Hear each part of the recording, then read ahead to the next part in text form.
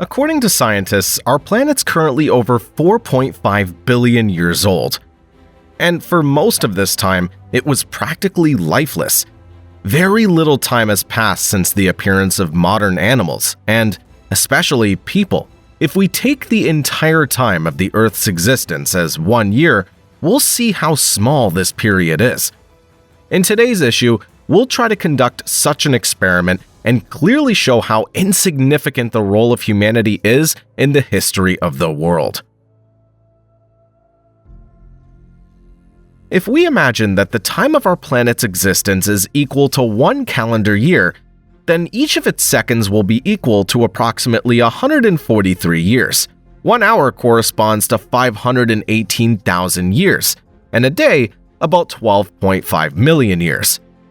Imagine that before January 1st of this hypothetical year, in the place of the modern planets of the solar system, there was a cluster of rocks, gases, and cosmic dust. This cloud revolved around the already formed sun. Gradually, planets began to form around larger fragments, and with the first second of the new year, the Earth appeared. At that time, its surface was covered with oceans of hot magma and was subjected to constant cosmic bombardment. And on January 3rd, after a collision with a large asteroid or a smaller planet, a fairly large piece broke off from the Earth, but the force of gravity didn't allow it to move away a large distance and go into free flight. This fragment gradually turned into the Moon, the only satellite of our planet. About a month later, February 4th, the surface of the planet cooled and formed a solid crust, but due to the decrease in temperature, water ceased to exist only in the form of steam. The first oceans appeared on Earth. The formation of the atmosphere also began, but inside, lava continued to rage. Eruptions and earthquakes occurred constantly. Modern inhabitants of the planet simply couldn't exist at that time. But even in such harsh conditions, the emergence of living organisms became possible. The first inhabitants of the Earth, which appeared on March 1st, were bacteria. They were single-celled and quite primitive. By April 18th, the formation of the Earth's core was finally completed. Due to its influence, the atmosphere was protected from the effects of solar radiation. Living conditions became much more comfortable. These changes especially affected the seas and oceans. And already on May 20th, the evolutionary development of single-celled organisms led to the emergence of so-called cyanobacteria, or blue-green algae. Their unique ability was to release such a gas as oxygen as a product of their vital activity. They obtained it through photosynthesis, that is, under the influence of sunlight. In the same way, carbon dioxide is converted into oxygen in the green leaves of modern plants. The spread of these new microorganisms for the planet eventually led to the first global extinction in its history. This extinction is commonly called the Huronian, after the place where its most striking traces were found. In sediments corresponding to that era, and in our conventional calendar year it was June 21st, found near Lake Huron in North America, there's evidence of a sharp reduction in oxygen in the atmosphere. In fact, cyanobacteria killed themselves. In the absence of any enemies or negative factors limiting their spread, these microorganisms captured the surfaces of all bodies of water on the planet. Uncontrolled release of oxygen led to irreversible changes in the atmosphere. Methane, which is one of the most important gases involved in the creation of the greenhouse effect, was practically displaced from it. The temperature across the planet dropped sharply.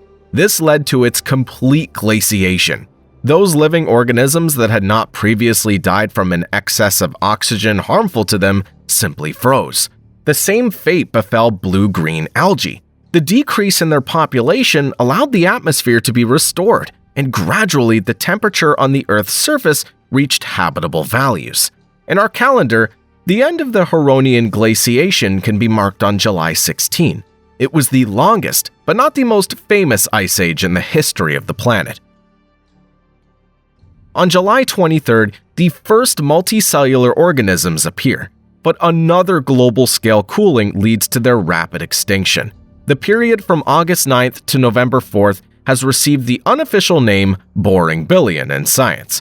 During these 3 conventional months, several events that are essential for the evolution of living organisms occurred, but in general, the development of life moved evenly and slowly. This is explained by the low content of one of the most important gases in the atmosphere, oxygen. On August 17th, the first single-celled organisms with a nucleus appeared.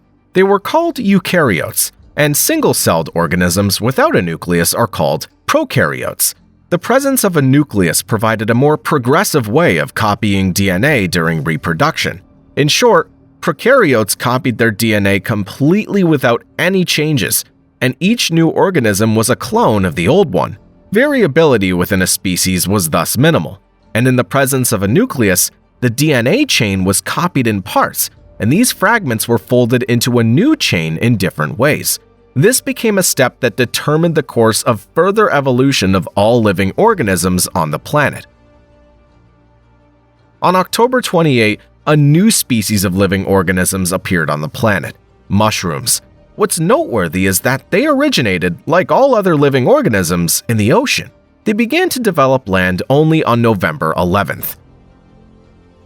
On November 18th, creatures also appeared in the ocean that became one of the dominant animals on the planet for a long time, starting with a huge variety of sea scorpions of the Cambrian period and ending with modern spiders. All of them were maximally adapted to their living conditions. Nature has gifted arthropods with a huge number of useful adaptations for hunting and protection from dangers. After the boring billion, the rest of our conditional year turned out to be very eventful and diverse. On November 19th, early in the morning, a phenomenon called the Cambrian explosion occurred. The seas and oceans turned out to be densely populated by a variety of different and very numerous species of living creatures. At this time, almost all types of modern living organisms, both marine and terrestrial, were born. By lunchtime of the same day, the first developed animals came out onto land and began to develop new territories for themselves. And closer to the evening of the same November 19th, the Paleozoic era will begin. According to our conventional calendar, it'll last about 3 weeks and end on December 12th. At this time, many events also happened that are worth mentioning in our calendar. On November 24th, plants followed the animals onto land. First, coastal areas, and then more remote areas of land are covered with a green carpet. These plants will subsequently create the atmosphere we're accustomed to and provide our civilization with coal deposits. On November 26, another major extinction occurred.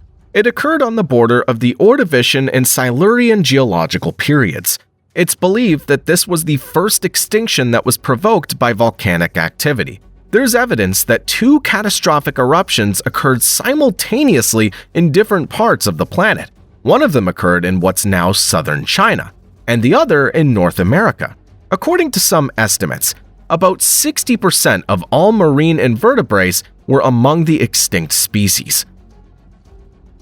On November 29, something that's familiar to us, but unique for its time, a device known as teeth appeared. Fish were the first to use this tool. Then other species of living creatures also used it. The teeth of different animals later acquired many different and sometimes very bizarre forms. Each of their types began to be used to solve specific problems. On December 2nd, our planet suffered another large-scale catastrophe. During the so-called Devonian extinction, a huge number of species of living organisms disappeared from the face of the Earth, including all jawless ones. Before the catastrophe, living conditions were very comfortable. The water temperature in the ocean averaged about 26 degrees. There were no ice caps at the poles yet. The planet was covered with green forests of ferns and other primitive plants. But these plants emitted a huge amount of oxygen into the atmosphere. They were also helped in this by actively growing algae. Rotting plants and the layers of soil destroyed by them washed into the ocean and became food for various microorganisms. Their rapid development was accompanied by the extraction of oxygen from the water. Most sea animals failed to adapt to such a sharp drop in the concentration of the gas vital to them. The oceans were practically empty, and the catastrophe moved into a new phase. Another ice age occurred. After about 2 to 3 days, life was already actively restored. Animals not only repopulated the seas, but also captured the land. On December 5th, all the continents of that time completed their unification into a single supercontinent, Pangaea. December 12th became a tragic day in our conventional calendar. On this date, the Great Permian Extinction falls. It became the most massive in the history of the planet. According to some estimates, up to 96% of all marine fauna and about 73% of land vertebrates died on this day. Losses in the insect class amounted to 86%, but this same day marked the beginning of the Mesozoic era, the age of dinosaurs. The first dinosaurs known to us appeared on December 13th, and after them, around December 15th, the first mammals appeared. For simplicity, it's probably safe to refer to them as mammals. One of these animals was the Morganocodon. Its body length did not exceed 12 to 13 centimeters. Most likely, it was oviparous and led a nocturnal lifestyle. This creature fed on insects. At night, it hunted on the ground or in trees, and during the day, it hid in burrows.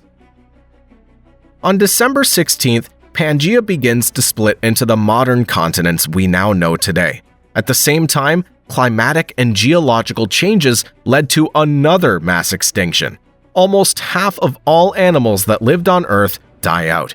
It's believed that it was after this Triassic-Jurassic extinction that the total dominance of dinosaurs began.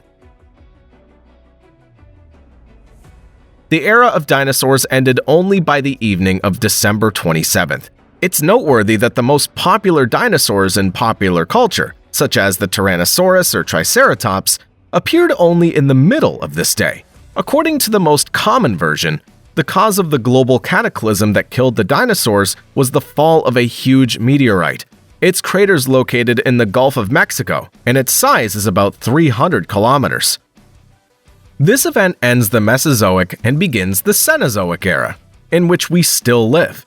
All the animals we're familiar with now appear on December 28. By December 30th, the world of plants becomes what it is now.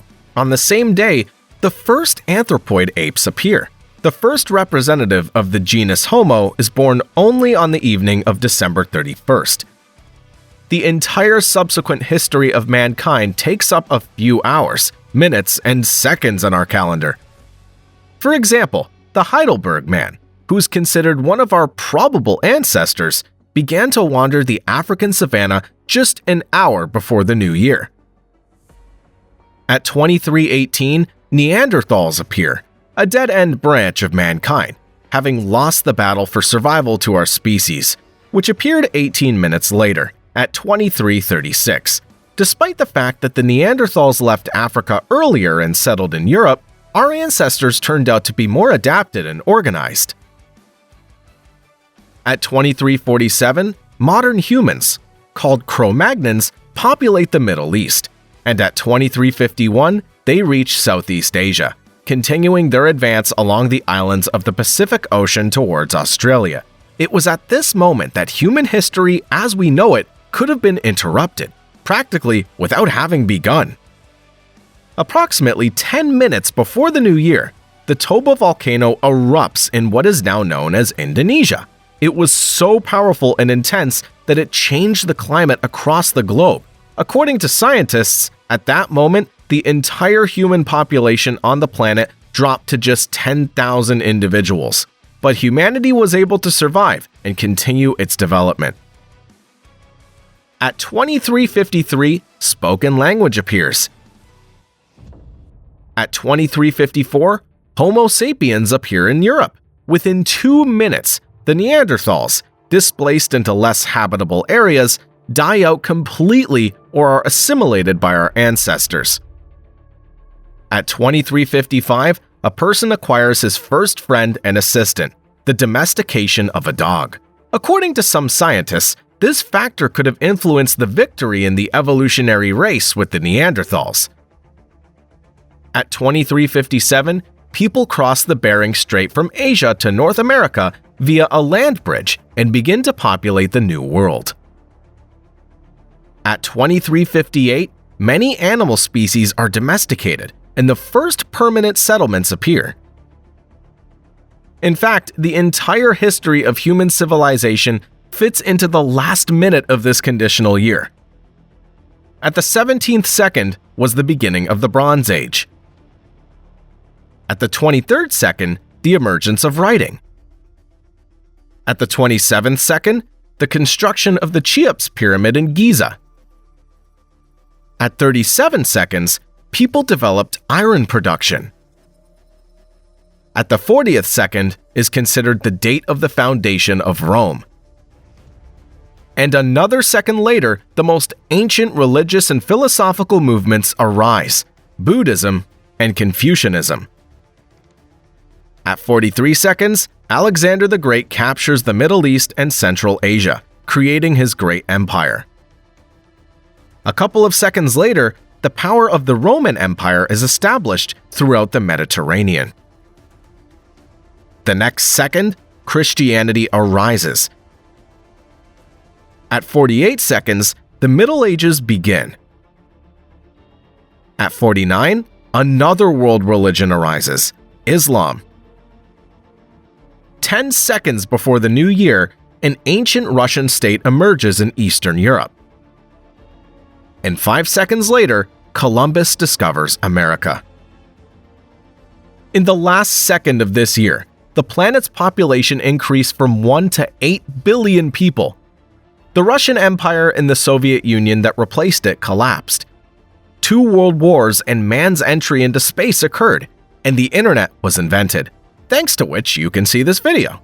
In this conditional second, many events happened that turned the world upside down and shook humanity. But this year will soon end, and what the future history of our planet will be determined by us, the people living in the next second of history. It's up to us to now decide whether another global extinction will occur, whether new wars will break out, or new great discoveries will be made, and humanity will continue to spread beyond the borders of one planet. We're grateful to everyone who watched this video all the way to the end. If you're interested in the details of each of the events described in this video, we advise you to check out the previous videos on this channel. They talk about the evolution of different species of living beings, unusual animals, and problems of the relationship between man and nature. Thanks for watching, and see you soon.